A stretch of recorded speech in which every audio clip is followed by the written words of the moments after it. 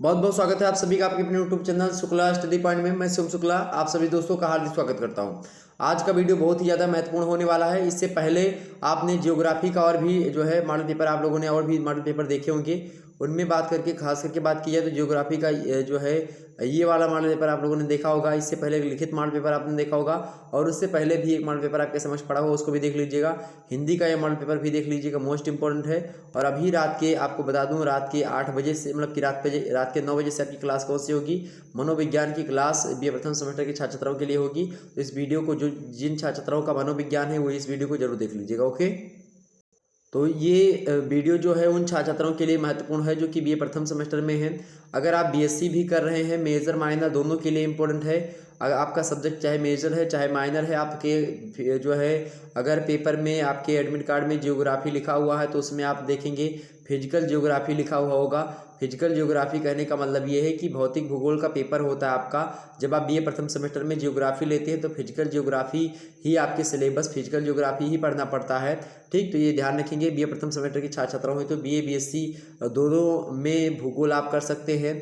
तो इसीलिए बीए के लिए भी इम्पोर्टेंट है और बीएससी के लिए भी इम्पोर्टेंट है, ये बात भी ध्यान रखेंगे। लिखित वालों के लिए भी इम्पोर्टेंट है, ऑब्जेक्टिव वालों के लिए भी इम्पोर्टेंट है। लेक्चर बहुत ही महत्वपूर्ण है। आइए बात कर लेते हैं कैसे कैसे प्रश्न एग्जाम्स में आएंगे। आपको बता दो, इससे पहले 2-3 मॉडल पेपर आपके समक्ष आ चुके हैं लिखित वाले, उनको आप लोगों ने देखा होगा। तो वो दूसरे मॉडल पेपर है, वो दो ऑलरेडी पहले से है दो, ये तीसरा मॉडल पेपर आपके समझ में दे रहा हूँ क्योंकि आप लोगों की बहुत ज़्यादा खास करके डिमांड थी और इसीलिए जो है मैं तीसरा मॉडल पेपर आप लोगों के समझ लाया ताकि आपका कुछ रिवीजन हो जाए। और आप ऐसा नहीं कि केवल एक वीडियो देख लीजिएगा यही आपका काम हो जाएगा, ऐसा मैं बिल्कुल भी नहीं कहूँगा।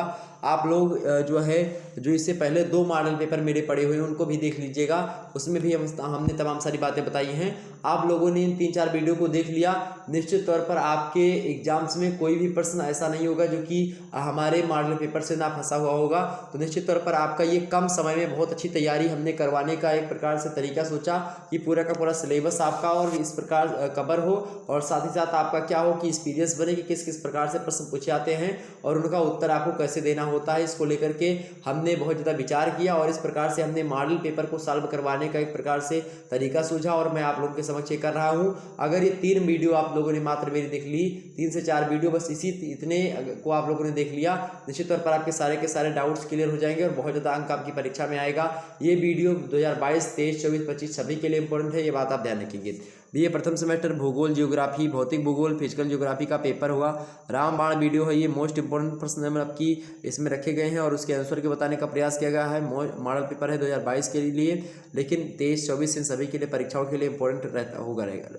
ओके, प्रश्न आपके समक्ष यहाँ पर पेपर 3 खंडों में होता है। खंड आ, बा और सा। आ से लघु उत्तरीय, बा से लघु उत्तरीय और सा से दीर्घ उत्तरीय टाइप के प्रश्न आपके परीक्षा में पूछे जाएंगे। कल आपकी परीक्षा सादा लगी हुई है जियोग्राफी की और परसों आपकी हिंदी की लगी हुई है। तो हिंदी की इससे पहले हमने एक वीडियो दे दी है और उससे पहले लिखित मॉडल पेपर दे दिया है। अगर आप लोगों की रिक्वायरमेंट होगी तो मैं एक हिंदी का और मॉडल पेपर आपको दे दूंगा। अगर आप लोगों की जो है अगर रिक्वायरमेंट है तो बताइएगा, मैं हिंदी का एक और क्लास आपकी कल लगवा दूंगा। ओके, 8 बजे रात के। तो अगर आप लोगों के कमेंट आते हैं तो मैं आपको कल रात 8 बजे हिंदी क्लास लगवा दूंगा। सभी प्रश्न इसके अनिवार्य होते हैं और 50 शब्दों में एक प्रश्न का उत्तर लिखना होता है तेलुगुती टाइप के। इस प्रकार से 10 प्रश्न आपको मिलेंगे। आइए देखते हैं पहला प्रश्न। अब इसमें हमने बदल के मतलब कि हर मॉडल पेपर में हमने प्रश्नों को अलग अलग तरीके से बदल करके रखा है, कोई प्रश्न हमने रिपीट नहीं रखा है। कुछ प्रश्न अलग उत्तरी में आपको रिपीट मिलेंगे लेकिन वो प्रश्न बहुत ज़्यादा महत्वपूर्ण है इसलिए वो रिपीट कर दिया गया। तो मॉडल पेपर कैसे कैसे अलग अलग तरीके से बनाया जाता है, तो ये एक प्रकार से आपके समक्ष है कि आप इसको हल कर करके एग्जाम से जाएँ और अच्छे अंक प्राप्त करें। हालांकि अब आपके पास हल करने का समय नहीं बचा है, बस वीडियो को दोनों तीनों वीडियो को लगातार 3 से 4 बार देख लीजिएगा। ओके, बिना समय गवाए हुए मैं आगे बढ़ता हूँ। पहला प्रश्न आपके समक्ष है कि आग्नेय चट्टानों से आप क्या समझते हैं।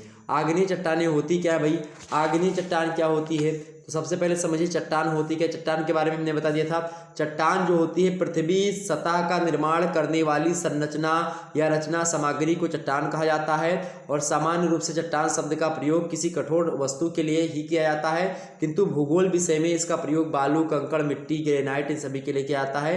आर्थर होम्स एक व्यक्ति हैं, भौतिक भूगोल में खास करके अधिकतर परिभाषा इन्होंने ही दी है। तो ये कहते हैं कि अधिकांश चट्टानें खनिजों का ही मिश्रण अंश होती हैं या मिश्रित अंश होती हैं। उनमें कई खनिजों का पाया जाना स्वाभाविक होता है और इन खनिजों में रासायनिक तत्वों का योग होता है। प्रत्येक चट्टान में एक से अधिक खनिजों का सम्मिश्रण पाया जाता है। ये बात किसने बताई? आर्थर होम्स ने बताई। तो इस प्रकार से चट्टानें खनिजों का प्राकृतिक मिश्रण होती हैं जिसमें भूपटल की संरचनात्मक इकाई का निर्माण होता है। एक व्यक्ति हैं जो है आर.एस. पवार की परिभाषा चट्टान को लेकर के कि चट्टानें खनिजों का प्राकृतिक मिश्रण है जिसमें भूपटल की संरचनात्मक इकाई का निर्माण होता है जिनसे। ओके, अब बात की जाए आग्नेय चट्टान क्या होती है।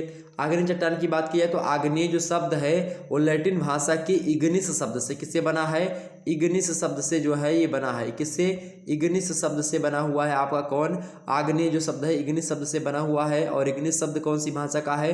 लैटिन भाषा का है। इग्निस का अर्थ होता है अग्नि। इग्निस माने क्या होता है? अग्नि। तो पृथ्वी के भीतरी भागों में से आंतरिक क्रिया के द्वारा पृथ्वी के ऊपरी परत या धरातल पर जब पिघला हुआ जो पदार्थ होता है ठोस रूप धारण करता है तो उसे ही हम आग्नेय चट्टानें जो है कहते हैं। और उन्हीं से जो पिघला हुआ लावा होता है, जो पदार्थ होता है पिघला हुआ, वो जब ठोस रूप धारण कर लेता है, जब वो सूखा हो जाता है, ठोस हो जाता है, कठोर हो जाता है, तो वो चट्टान बन जाती है और इसी चट्टान को हम आग्नेय चट्टान कहते हैं।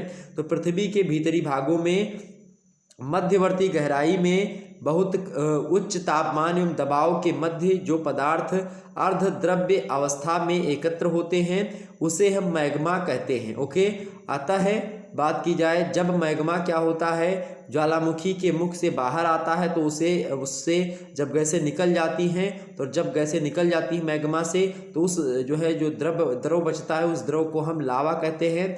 ठीक, ये बात ध्यान रखेंगे।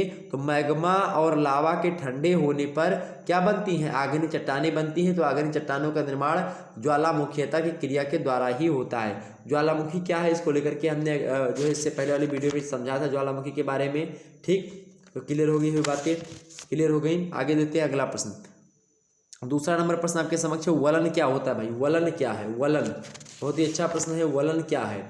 वलन की बात की जाए तो वलन जो होता है आपका जब भूपृष्ठ की चट्टानों पर विपरीत दशाओं में क्या होता है, तो आप लिखेंगे कि जब भूपृष्ठ की चट्टानों पर विपरीत दशाओं में दबाव पड़ता है तो उसमें मोड़ अथवा वलन पड़ जाता है। और इस प्रकार भूपृष्ठ पर मोड़ पड़ने के कारण वलन उत्पन्न हो जाता है तथा उनमें ऊर्ध्व एवं गर्त भाग निर्मित हो जाते हैं, कहीं पर ऊंचा कहीं पर नीचा। इस प्रकार से ये वलित पर्वतों का निर्माण होता है। भूपृष्ठ के पर वलन संपीड़न के कारण से होता है, संपीडनात्मक बल के कारण से वलन का निर्माण होता है। वलन की बात की जाए तो ये खास करके साधारण भी होते हैं और विषम प्रकार के वलन होते हैं। वलन कई प्रकार के होते हैं, ये भी बात हमने जो है इससे पहले वाली वीडियोस में आपको बताया होगा वलन के बारे में। हालांकि आप लिखेंगे कि क्या लिखेंगे और आगे लिख सकते हैं वलन के बारे में क्या लिखेंगे कि पृथ्वी के अंतर्जात बल के द्वारा क्षैतिज संचालन के कारण जब भूपटलीय चट्टानों में संपीड़न की स्थिति उत्पन्न हो जाती है तो चट्टानों में लहरनुमा मोड़ पड़ जाते हैं, जिन्हें ही हम क्या कहते हैं? वलन कहते हैं। वलन में एक भाग ऊपर उठा हुआ होता है और जिसे हम अपनति कहते हैं, अर्थात एंटी जो है क्या कहते हैं? एंटीक्लाइन कहते हैं, एंटीक्लाइन। और दूसरा जो भाग होता है नीचे धंसा हुआ होता है। इस प्रकार से तो ये ऊपर वाला भाग इसको जो है हम क्या कहते हैं? अभिनति। और नीचे वाले भाग को हम जो है अपनति के नाम से जानते हैं। ओके, अपनति को जो है हम क्या कहते हैं? सॉरी, ऊपर हुए उठे भाग को हम अपनति कहते हैं और नीचे वाले भाग को हम क्या कहते हैं? अभिनति। इसको सिंक्लाइन कहते हैं और इसको कौन क्या कहते हैं? एंटीक्लाइन। ओके, एंटी सिंक्लाइन मतलब कि एंटीक्लाइन। तो ये चीज़ें हो गई। ओके, क्लियर हो गई बातें। तो प्रत्येक वलन के दोनों ओर के भागों को वलन की भुजाएं कहते हैं कि ये और ये वलन की क्या है भाई? ये वलन की भुजाएं होती हैं। ये बात ध्यान रखेंगे। तो ये क्लियर हो गई। वलन के बारे में मैंने आपको बता दिया कि वलन क्या होता है। आगे देखते हैं अगला प्रश्न आपके समक्ष, तीसरा नंबर। अपघर्षण किसे कहते हैं? अपघर्षण क्या होता है भाई? अपघर्षण किसे कहते हैं? अपघर्षण क्या है? तो अपर्दन के साधनों के साथ क्या आप लिखेंगे कि अपर्दन के साधनों के साथ चट्टानों के बड़े टुकड़ों से मतलब बड़े टुकड़ों से लेकर के छोटे टुकड़ों का परिवहन जो होता है, इस परिवहन में यह तत्व अपनी तली तथा मार्ग में पड़ने वाली चट्टानों को घिसते हैं चट्टानी टुकड़ों द्वारा सतह को घिसने की इस प्रक्रिया को अपघर्षण कहते हैं। कहने का मतलब यह है कि कोनो नदी किसी पर्वत से निकली और वहीं से निकली और कोनो पत्थर को तोड़ा, तो पत्थर को तोड़ दिया, तो तोड़ने की प्रक्रिया क्या कहलाती है? तोड़ने की प्रक्रिया अपक्षय कहलाती है। और जब यही तोड़ने जो टूट गया है पत्थर, तो वो पत्थर जो है मानते हैं लुढ़कते हुए जो है जल के साथ जा रहा है। लेकिन जब जल के साथ जा रहा है तो यहाँ पर भी आपके पर्वत होंगे, ठीक है, यहाँ पर भी पर्वत होंगे आपके, तो उनसे भी क्या होता है जो पत्थर जा रहा है लुढ़कते हुए, इससे क्या होता है जो बाकी की चट्टानें होती हैं उनसे रगड़ उत्पन्न होता है, उनमें रगड़ उत्पन्न होती है। और इसके परिणाम स्वरूप होता क्या है कि जो है क्या होता है, चट्टानें जो टुकड़े होते हैं जिनसे जो पत्थर जो टूटा हुआ है वो रगड़ता है, उससे क्या होता है मेरे प्यारे दोस्तों, उससे जो है उस पर सतह पर क्या होता है, घिसता है। और इसी घिसने की प्रक्रिया को ही हम अपघर्षण कहते हैं। क्या कहते हैं? अपघर्षण। तो ये होता है अपघर्षण। और अपर्दन का मतलब क्या होता है कि जब पत्थर किसी माध्यम के साथ जो है आगे बढ़ने लगे तो उसी को अपर्दन, यानी कोई भी चीज़ हो, कोई भी वस्तु जब किसी माध्यम को पकड़ के उसी की तरफ जो है जाती रहे तो उसी को अपर्दन कहते हैं। ठीक, ये बात ध्यान रखिए। तो अपर्दन, अपक्षय, अनच्छादन। अनच्छादन मतलब होता है कि अपर्दन और अपक्षय को जब मिला देते हैं तो अनच्छादन बनता है, ये भी बात आप ध्यान रखेंगे। तो तमाम सारी चीज़ें हमने आपको बता ही दी पहले से, तो अपक्षय अपर्दन ये भी आ सकता है, बात आप ध्यान रखेंगे। लेकिन अगर मान लेते हैं आप घर्षण पूछा है तो भी आप आसानी से बता दें, इसीलिए हमने इस मॉडल पेपर को भी रखा। ओके, अगला प्रश्न, लोयस से आप क्या समझते हैं? लोयस क्या होता है भाई? तो लोयस की बात की जाए तो लोयस जो होता है ये जो है वायु के द्वारा बना हुआ एक प्रतिरूप होता है। बात की जाए जो है लोयस की, तो फ्रांस के अल्सास प्रांत में एक जो है गांव है जिसका नाम है लोयस, तो उसी गांव के नाम के आधार पर इसे लोयस कहा जाता है। लोयस का अध्ययन सर्वप्रथम फान रिचथोफेन महोदय ने चीन के उत्तरी पश्चिमी भाग में किया था। और लोयस का जमाव मरुस्थलीय भागों से दूर दराज भागों में होता है। वायु में हल्के तथा बारीक रेत के कणों का प्रवाह मरुस्थलीय भागों के बाहर वायु की गति के कम होने पर इन कणों के निक्षेपण से होता है। और इस प्रकार के जमाव में परतें नहीं होती हैं, क्योंकि इनका रंग भूरा या पीला होता है। और यह जमाव लगभग 30 मीटर गहराई तक देखे जा सकते हैं। और इस प्रकार के जमाव में जीवाश्म भी नहीं मिलते हैं। कहने का मतलब ये कहीं मान लेते हैं कहीं पर जो है क्या हुआ है भाई, कहीं पर क्या हुआ है, जो है रेतीली इलाका है, वहीं से क्या हुआ, गर्मियों में हवाएं चली, वहाँ से वो बालू उड़ उड़ करके या फिर जो मिट्टी की जो पतली पतली जो है परत थी वो धीरे धीरे यहाँ से उड़ करके जो है मैदानी भागों में जब गिरने लगती है तो उससे क्या बनता है, एक लोयस का निर्माण होता है। तो उसी को लोयस कहते हैं जब वो गिर जाती है। ठीक, ये बात क्लियर होगी।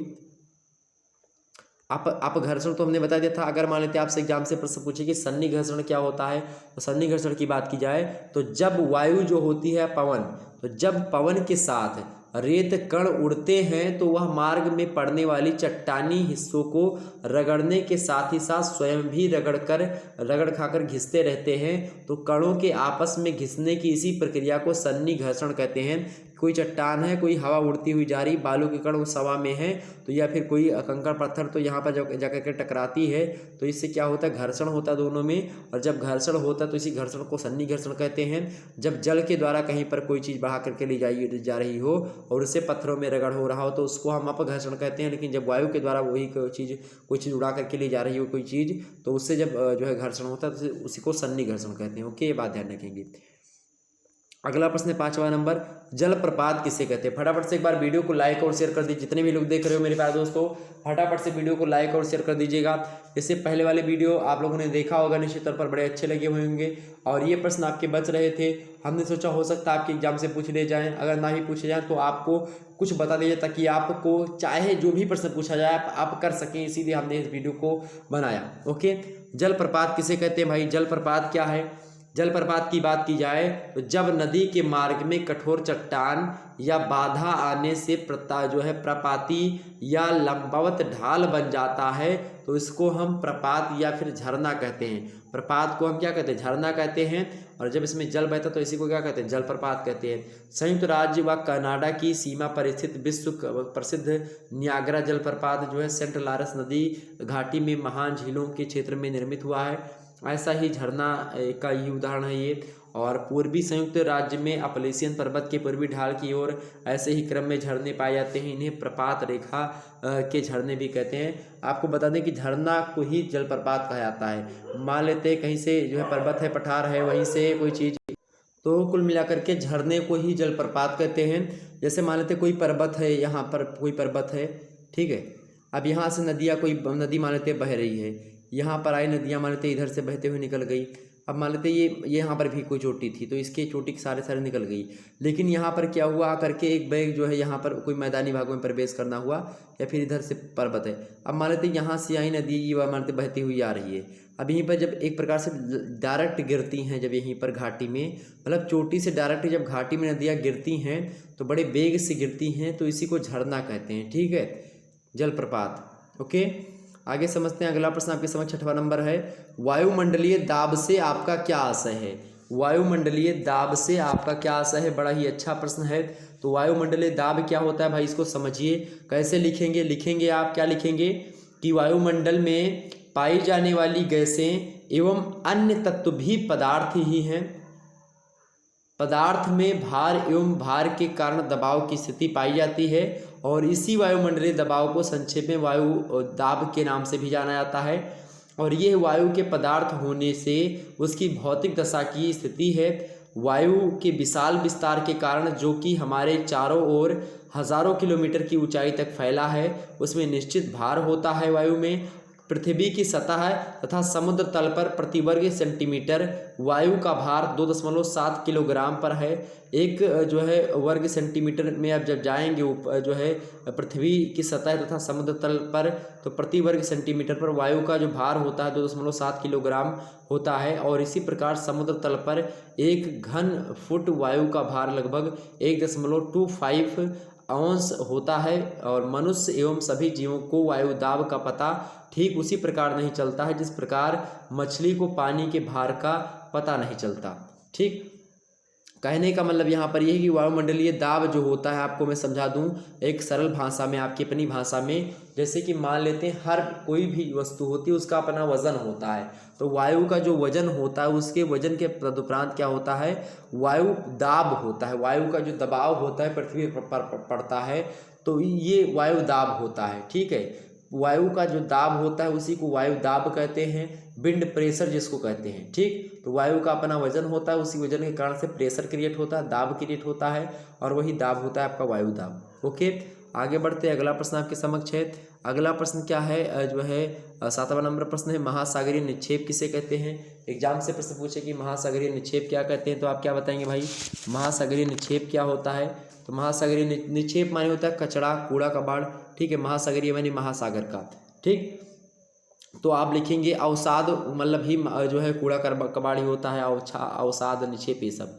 तो आप लिखेंगे कि अवसादी पदार्थों के जमाव को निक्षेप कहा जाता है, परंतु जब पदार्थों का जमाव महासागर की तली में होता है तो इसे हम महासागरीय निक्षेप कहते हैं। आगे आप लिख सकते हो कि महासागरीय निक्षेप असंगठित अवसादी पदार्थों के बने होते हैं, और ये पदार्थ महासागर में कई स्रोतों के द्वारा प्राप्त होते हैं। अतः प्राप्त स्रोतों, प्राप्ति स्थल, स्वभाव, परिवहन तथा वितरण के दृष्टिकोण को ध्यान में रख करके महासागरीय निक्षेपों का वर्गीकरण किया जाता है कि किस प्रकार से होंगे, वो वहाँ की कंडीशन की, वहाँ की स्थिति के हिसाब से डिनोट किया जाता है। तो महासागरीय निक्षेप माने जो महासागर में तमाम सारी नदियाँ अधिकतर जो है कूड़ा कबाड़ या कचड़े जो है भाग करके अपने साथ ले जाती हैं और समुद्र में गिर जाती है, और गिरती है तो वहीं पर जो है जो सारे के सारे कूड़ा कबाड़ भी होते हैं बहुत सारे, तो जो है वही पहले ही निक्षेप हो जाते हैं, पृथ्वी पर ही निक्षेपित कर दिए जाते हैं। उसके कई प्रकार की स्थलाकृतियों का निर्माण होता है, जैसे डेल्टा वगैरह बन जाते हैं। लेकिन कुछ जो मलबे होते हैं समुद्र में गिर जाते हैं, उसकी तली में चले जाते हैं, तो उसी वही इकट्ठा हो जाते हैं, तो उसी को हम क्या कहते हैं, जो है महासागरीय निक्षेप कहते हैं। अगला प्रश्न आपके समक्ष है 8वां नंबर, महाद्वीपीय मग्न तट किसे कहते हैं। महाद्वीपीय मग्न तट क्या होता है भाई, तो उत्तर में आप लिखेंगे कि महाद्वीपों के वह भाग जो समुद्र में डूब जाते हैं उन्हीं को हम महाद्वीपीय मग्न तट के नाम से जानते हैं। क्या लिखेंगे कि महाद्वीपों के वे भाग जो समुद्र में डूब जाते हैं महाद्वीपीय मग्न तट कहलाते हैं। और इसकी औसत गहराई की बात की जाए, महाद्वीपों की जो मग्न तट है उसकी औसत गहराई जो है 100 फैदम या फिर लगभग बात की जाए 200 मीटर के आसपास जो है होती है। एक फैदम में 1.8 मीटर होता है, लगभग 6 फीट जो है एक फैदम की जो है लंबाई होती है। और ढाल जो होता है महाद्वीपीय मगध तट का वो 1 डिग्री जो है अंश से लेकर के 2 डिग्री के बीच में होता है। महाद्वीपों के मगध तट इनके ढाल पर निर्भर करते हैं। अधिक ढाल वाले मगध तट की चौड़ाई कम और कम ढाल वाले जो मगध तट होते हैं उनकी चौड़ाई ज़्यादा ही होती है। द्वीपीय जो तट होते हैं उन पर यदि पर्वत मिलते हैं तो मगध तटों की चौड़ाई कम और यदि मैदान मिलते हैं तो ऐसी स्थिति में चौड़ाई जो होती है वो अधिक हो जाती है। परंतु भारतीय पश्चिमी तट इसका अपवाद है। ओके, ये बात आप ध्यान रखेंगे। तो ये महाद्वीपीय मगध तट के बारे में हमने आपको बता दिया। अगला प्रश्न है भाई, संवहनीय वर्षा से आप क्या समझते हैं? मोस्ट इंपोर्टेंट प्रश्न है, संवहनीय वर्षा से आप क्या समझते हैं? एग्जाम से प्रश्न आ सकता है। संवहनीय वर्षा के बारे में प्रश्न आपसे एग्जाम से आए तो आप कैसे लिखेंगे, क्या लिखेंगे? लिखेंगे कि इस प्रकार की वर्षा सामान्यतः विषुवत रेखीय प्रदेशों में होती है। विषुवत रेखा कौन होती है भाई? बीच वाली रेखा जो पृथ्वी के ग्लोब मतलब पृथ्वी है, इसकी जो बीच वाली रेखा इसी को विषुवत रेखा या भूमध्य रेखा के नाम से जानते हैं। ओके, ये बात ध्यान रखेंगे। तो आप लिखेंगे कि संवहनीय वर्षा सामान्यतः विषुवत रेखीय प्रदेशों में ही होती है। वहाँ निरंतर ऊंचे तापमान रहने से क्या होता है कि प्रतिदिन दोपहर तक क्या होता है, वाष्पीकरण होता रहता है और इसके द्वारा जल जो है हवाओं में या पवनें जो होती हैं जल भर लेती हैं और उसके बाद में दोपहर में पर्याप्त उठने के कारण इनमें संघनन की प्रक्रिया होने लगती है। निरंतर आर्द्रता मिलते रहने से बादल सघन गहरे रंग के और प्रायः ऊर्ध्वाधर कपासी व बर्फी मतलब कि वर्षी मेघों का मिश्रित रूप आकाश में फैलने लगता है और यहाँ पर प्रतिदिन सायं 4 बजे के आसपास बड़ी बड़ी बूंदों में गर्जन व विद्युत के साथ मूसलाधार वर्षा होती है। अतः इसे 4 बजे वाली वर्षा भी कहा जाता है। यह क्रिया प्रतिदिन निरंतर होती रहती है, तो इसी को हम संवहनीय वर्षा कहते हैं। संवहनीय वर्षा फिर से एक बार समझिए, मैं आपको अपनी भाषा में समझाने का प्रयास करता हूँ। सिंपल सी परिभाषा में आप समझ लीजिए, उसके बाद में लिख दीजिएगा। जैसे कि जो आपका विषुवत रेखा होती है उसका धरातल जो होता है गर्म होता है, क्योंकि वहाँ पर सूर्य हमेशा लंबवत रहता है, सूर्य हमेशा वहाँ पर सीधे चमकता है, तो इसलिए वहाँ पर गर्मी ज़्यादा होती है। और जब गर्मी ज़्यादा होती है तो उसके गर्मी ज़्यादा होने से जो धरातल होता है वो भी ज़्यादा गर्म हो जाता है।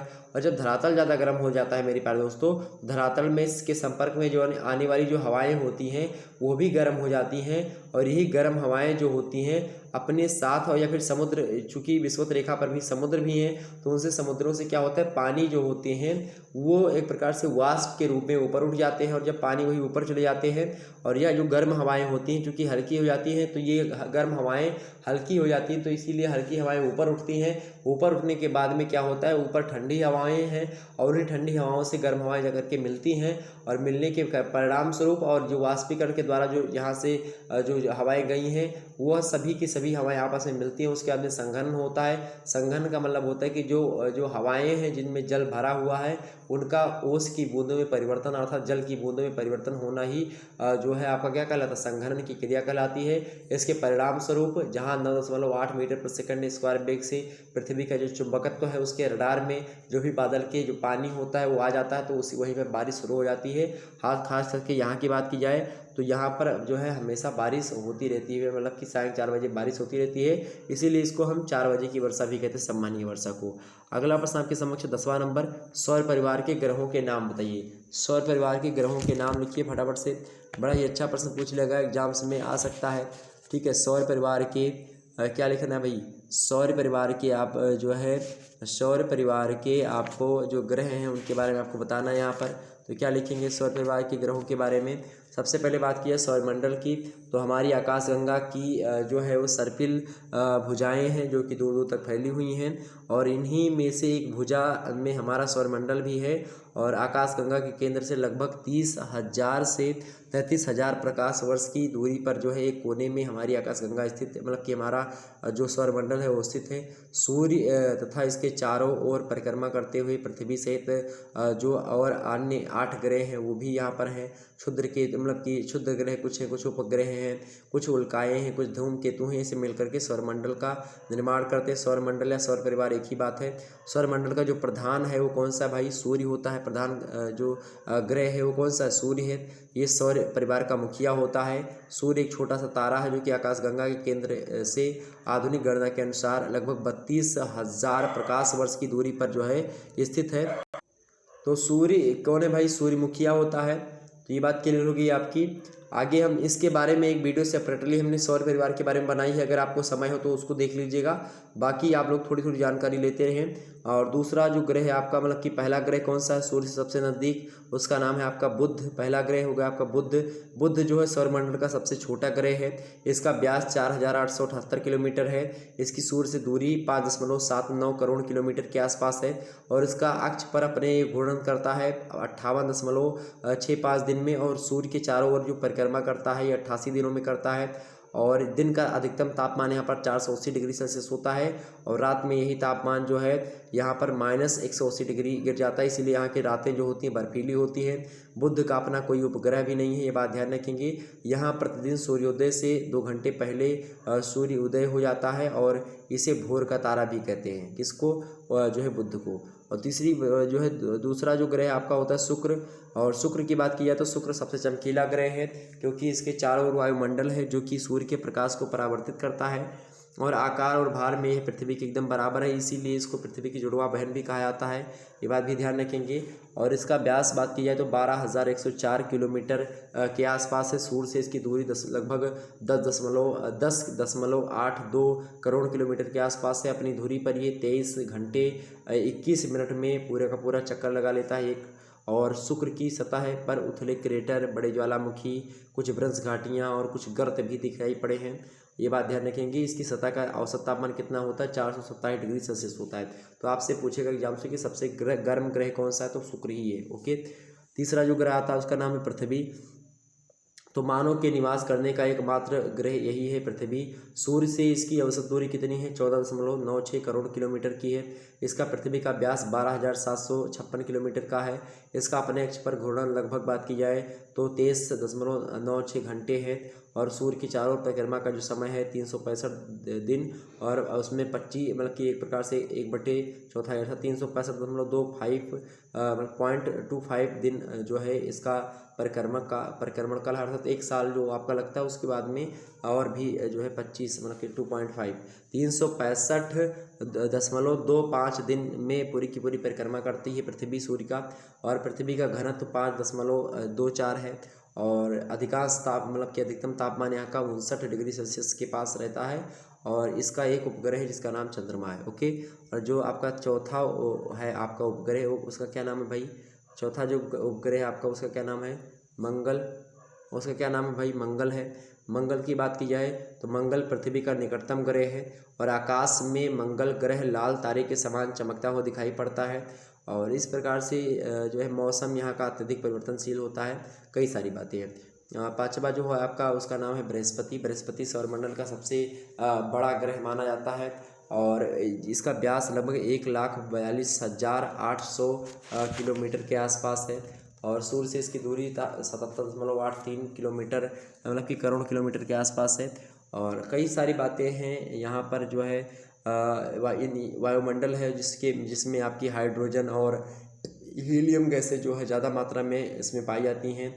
और यहाँ पर आप देखेंगे तो तूफान हमेशा आते रहते हैं बृहस्पति पर।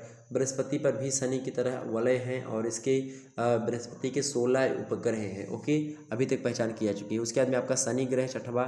और शनि ग्रह की बात की जाए तो इसका व्यास 1,20,600 किलोमीटर है। और सूर्य से 142.7 करोड़ किलोमीटर के आसपास है। और सूर्य के चारों ओर परिक्रमा 29.5 वर्ष में करता है। और घूर्णन समय इसका 10.2 घंटे का मात्र है। और इसका घनत्व तो बात की जाए शनि का तो 0.7 है। घनत्व तो बहुत ज़्यादा कम है। ओके, ये बात ध्यान रखेंगे। इसके अब तक 20 उपग्रहों की खोज हो चुकी है। सातवां जो एक प्रकार से बात की जाए ग्रह उसका नाम है अरुण। अरुण की बात की जाए तो अरुण ग्रह पृथ्वी से मतलब सूर्य से 286.7 करोड़ किलोमीटर की दूरी पर स्थित है। और इसका व्यास जो है 51,800 मतलब कि करोड़ के आस मतलब कि जो है 51,800 किलोमीटर के आसपास जो है इसका व्यास है। और इसका घनत्व 1.27 है। ठीक। और अपने अक्ष पर 98 डिग्री झुका हुआ है आपका अरुण जो है। और इसके वायुमंडल में हाइड्रोजन, हीलियम, मीथेन इन सभी गैसों की प्रमुखता पाई जाती है। और इसके धरातल पर जो है कठोर चट्टानें दिखाई पड़ती हैं। जीवन जीने की कोई संभावना यहाँ पर बिल्कुल भी नहीं है अरुण पर। ओके। और जो आठवां ग्रह आपका है वरुण है। वरुण की बात की जाए तो इसकी दूरी सूर्य से 449.7 करोड़ किलोमीटर है। इसका व्यास 48,600 किलोमीटर है और घनत्व 1.76 है। ये बात ध्यान रखेंगे। सूर्य की चारों ओर एक परिक्रमा करने में इसको 165 वर्ष लग जाते हैं और अपनी धुरी पर एक चक्कर 15.8 घंटे में पूरा कर लेता है। हल्के नीले रंग की आभा वाला ये होता है वर्ण और यहाँ का तापमान लगभग -200 डिग्री सेल्सियस के आसपास होता है। इसके 5 उपग्रहों को अब तक पहचान लिया गया, जिसमें जो टाइट्रान है उपग्रह वो रंगीन कलर का दिखाई पड़ता है। उसके बाद में एक यम पहले ग्रह था 2006 से पहले, अब नहीं है वो ग्रह। ओके, ये था एक प्रकार से सौर परिवार के ग्रहों के नाम जो कि हमने आपको बता दिए। अब आगे आपको बता दूं कि केवल यहाँ से कितने प्रश्न करने हैं भाई।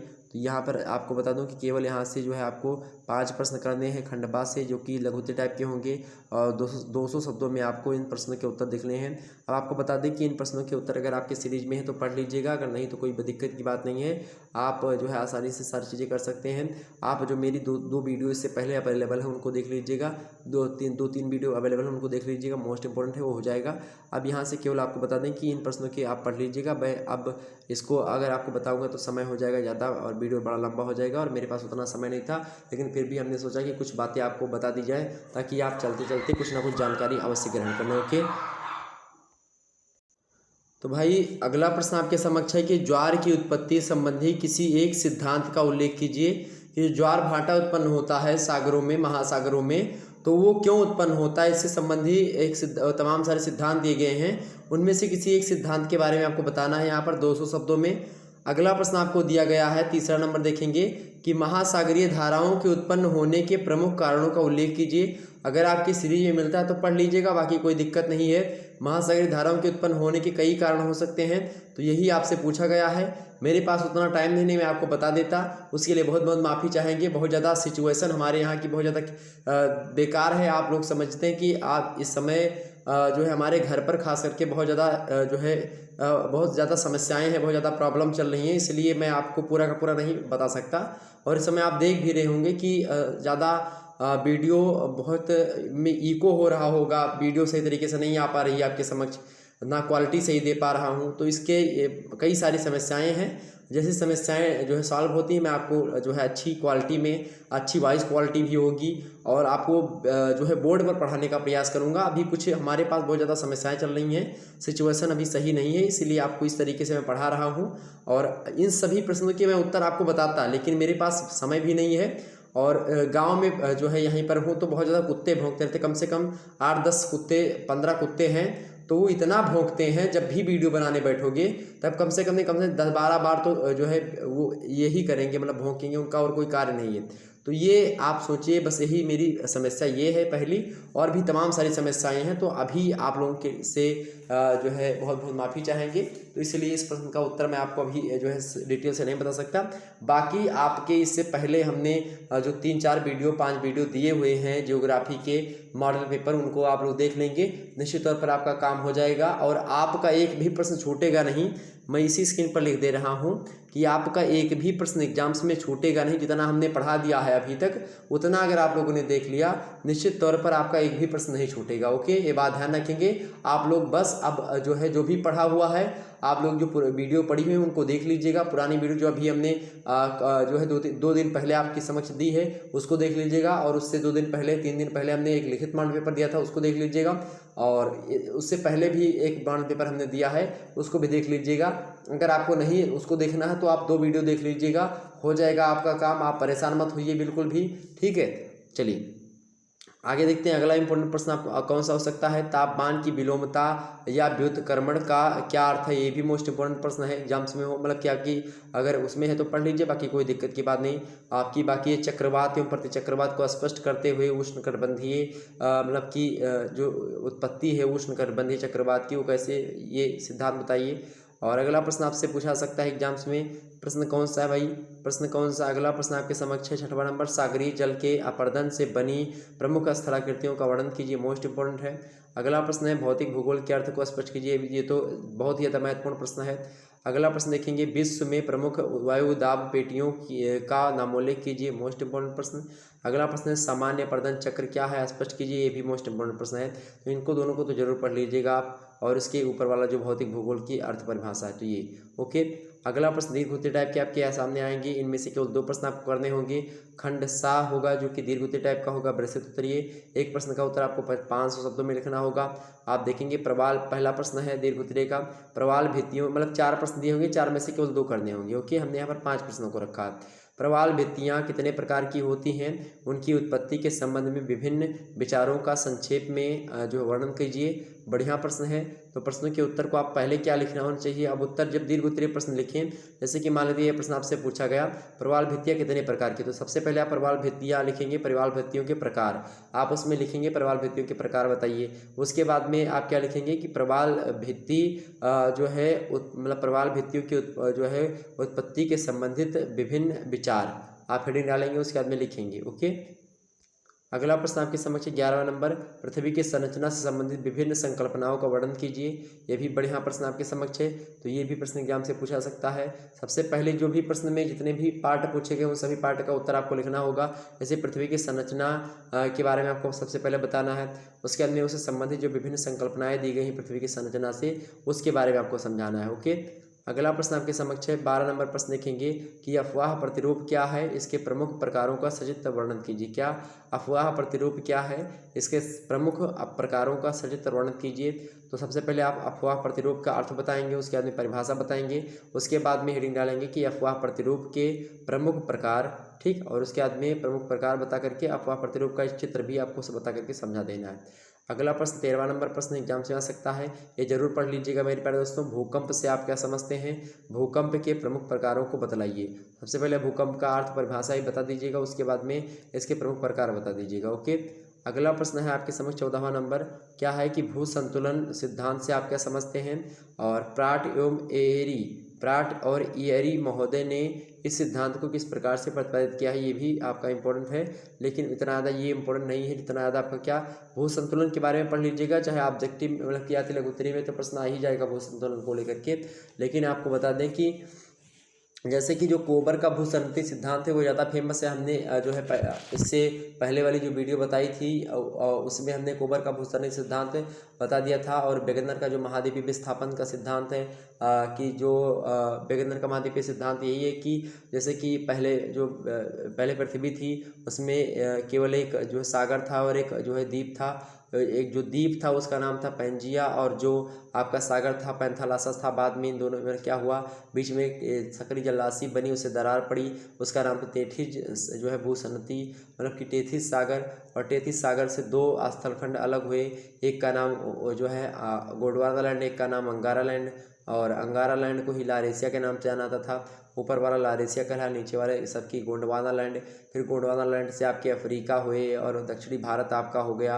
उसके बाद में जो है दक्षिणी अमेरिका हो गया, ऑस्ट्रेलिया महाद्वीप हो गया, ये सब जो है आपके गोंडवाना लैंड के पार्ट बने। उसके बाद में जो उत्तरी मतलब कि महाद्वीप है आपके, जैसे कि उत्तरी अमेरिका, यूरोप हो गया।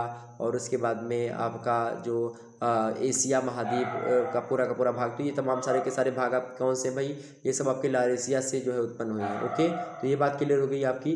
तो निश्चित तौर पर यही चीज़ें आपकी जो है वेगनर का महाद्वीपीय सिद्धांत और कोबर का भूसंतति ये फेमस है, एग्जाम्स में आ सकता है, तो इसको जरूर पढ़ लीजिएगा ओके। हमने वीडियो में बताया, अगर उस वीडियो को आप लोगों ने देखा होगा तो निश्चित तौर पर उसमें तमाम सारी बातें आपको समझ में आ गई होंगी। चलिए फिर मिलते हैं नेक्स्ट वीडियो में। आपको बता दें कि ये मनोविज्ञान का अभी आपके समक्ष जो है मनोविज्ञान का आपका अभी रात के 9 बजे से मनोविज्ञान का जो पेपर होगा आपका यही साल में करवाया जाएगा। मनोविज्ञान का मॉडल पेपर जो होगा, इसमें लिखित मॉडल पेपर मैंने इसमें रखा है। तो आपकी परीक्षा अगर मनोविज्ञान की लगी हुई है तो आपके लिए बहुत ज़्यादा महत्वपूर्ण है। तो अभी रात के 9 बजे से इस क्लास में ज़रूर आप लोग आएँ ओके। और आपको बता दूं कि हिंदी साहित्य की बात की जाए तो हिंदी साहित्य का इससे पहले कल आप लोगों ने देखा होगा रात के 8 बजे से क्लास हुई थी। बहुत ही धाकड़ क्लास है, बहुत ही मज़ेदार क्लास है, आप लोग इसको जरूर अटेंड करें ओके। ये देख लीजिएगा, ये कल क्लास हो चुकी है, यूट्यूब पर अवेलेबल है वीडियो। और इसके बाद में ये मॉडल पेपर जो हमने इससे पहले डाला है, ये फिजिकल ज्योग्राफी का, ये तो बहुत ही ज़्यादा महत्वपूर्ण है। अगर इसको आप लोगों ने नहीं देखा तो कुछ नहीं देखा, ये वीडियो जरूर देख लीजिएगा। और इससे पहले लिखित मॉडल पेपर यहाँ पर आपको लिखित मॉडल पेपर लिखा हुआ होगा, तो ये जरूर देख लीजिएगा ओके। जहाँ पर सेमेस्टर जो है BA प्रथम प्रथम सेमेस्टर लिखा है, यहाँ पर लिखित मॉडल पेपर लिखा हुआ होगा, तो इसको जरूर देख लीजिएगा, वो भी इंपॉर्टेंट है आपके लिए, बहुत ही ज़्यादा है। ये इतने वीडियो आप लोग देख लीजिएगा, मिलते हैं फिर नेक्स्ट वीडियो में, तब तक के लिए जय हिंद जय भारत। और आपका अगर पेपर होता तो आप मेरे पास सेंड कर दीजिएगा। ओके, धन्यवाद आप सभी का, बहुत बहुत धन्यवाद हमारे से जुड़ने के लिए। इसी प्रकार से अपना प्यार दुलार हमेशा बनाए रखिएगा और आपको इसी प्रकार से मैं अपना सहयोग देता रहूँगा। हालांकि मैं जहाँ तक अपने आप में हूँ, कठिन से कठिन परिस्थितियों में होते हुए भी मैं आपके साथ लगातार बना हुआ हूँ। मैं अपनी पढ़ाई को ब्रेक करके आप लोगों की पढ़ाई लगातार करवा रहा हूँ। ये आप सोचिए कि आप लोगों के लिए मैं कठिन परिश्रम कर रहा हूँ, कठिन मेहनत कर रहा हूँ, तो आप लोगों को पढ़ने में कोई कोताही नहीं बरतनी चाहिए। आपको पढ़ना चाहिए और आपको अपने माता पिता का नाम आगे करना चाहिए और आप अपने आप को लोगों के समक्ष रखें, साबित करें कि हाँ आप कुछ हो। लेकिन एक बात ज़रूर जानिएगा कि दुनिया में कुछ रखा नहीं है, ये बात आप मान करके चलिएगा। आप किसी भी पद की ऊंचाई पर पहुंच जाएंगे, लेकिन उसका कोई मतलब नहीं होता। मतलब होता है कि आपको जीवन की समस्त सुविधाएं मिल जाएंगी, लेकिन अगर मानसिक संतुष्टि आपको जो है, जब आपके पास पैसे भी हो जाएंगे तो भी आपको मानसिक संतुष्टि उतनी ज़्यादा नहीं होगी। ये बात आप ध्यान रखेंगे। ये बात भी है कि नहीं दरिद्र सम दुख जग नाही, दरिद्रता के समान कोई दुख जीवन में नहीं है, लेकिन दरिद्रता में जो आपका अनुभव होता है वैसा अनुभव अमीरों के पास नहीं होता। ये बात आप ध्यान रखेंगे। दरिद्र जो व्यक्ति होते हैं, जो गरीब व्यक्ति होते हैं, उनकी बात की जाए तो उनका जो स्वाभिमान होता है, उनका जो गुरूर होता है, वो अमीरों के पास कभी नहीं होता है। ये बात भी ध्यान रखेंगे। तो हालांकि ऊंचाइयों तक पहुँचें, जो भी हो, बाजारवाद चल रहा है, पूंजीवाद का युग है, इसमें पैसा ही सब कुछ है। लेकिन पैसे की बात की जाए तो अगर आप इसको और थोड़ा ऊंचे, इससे परे सभी से पूरी की पूरी भारतीय संस्कृति की बात की जाए, अगर उसके दृष्टि से देखें, पाश्चात्य दृष्टि से अभी हम लोग तैयार कर रहे हैं। हालांकि पैसे पर दुनिया आज जो है दीवानी है, तो आप पैसे के चक्कर में ही पढ़ें, पैसे के लिए ही पढ़ाई कर लें, किसी के तरीके से पढ़ाई करें, जैसा भी आपको उचित लगे वैसा करें। धन्यवाद आप सभी का, मिलते हैं नेक्स्ट वीडियो में। मेरी राय है कि आप लोग अभी मेहनत करें, अपने आप को सिक्योर करें, ताकि आने वाली समय आपका सही हो। लेकिन निश्चित तौर पर आपको जीवन की यथार्थता बता रहा हूँ कि आप करते चले जाएंगे, आप जो है, लेकिन करते चले जाएंगे, आगे आपको संतुष्टि नहीं मिलेगी। जो सेल्फ आपका होता है, आत्म जो चीज़ें होती हैं, वो आपको सेल्फ चीज़ें वो नहीं हो पाती हैं। तो जैसा अगर किसी भी काम को करने में आपको पूरा का पूरा 100% नहीं दे पा रहे हैं आप, तो काम बिल्कुल भी मत करिएगा, ठीक। हालांकि चलिए, अब आप लोग अपनी जो है, जो भी किताब पढ़नी है आप लोग पढ़िए। नहीं, वीडियो देख लीजिएगा, ये वाली बहुत ही ज़्यादा महत्वपूर्ण है। ये वीडियो एक बार फिर से देख लीजिएगा, लिखित मॉडल पेपर वाली देख लीजिएगा, और आप लोग सुबह जाकर के अपना पेपर दीजिएगा। अपने एक प्रकार से दिमाग से सारे के सारे बुरे ख्यालातों को निकाल दीजिए और आसानी से आप परीक्षा में जाएँ। निश्चित तौर पर आप सफल होंगे। Best of luck, all of you. Okay, धन्यवाद आप सभी का। आप अच्छे अंक प्राप्त करें, यही ईश्वर से प्रार्थना करता हूं और यही मेरी दुआ है आप लोगों के लिए। बहुत बहुत धन्यवाद आप सभी का, और बहुत बहुत आशीर्वाद मैं आपको दे रहा हूं कि आप आज जाएं, परीक्षा में अच्छे अंक प्राप्त करें और मिठाई वगैरह हमको भी खिलाएं। धन्यवाद आप सभी का।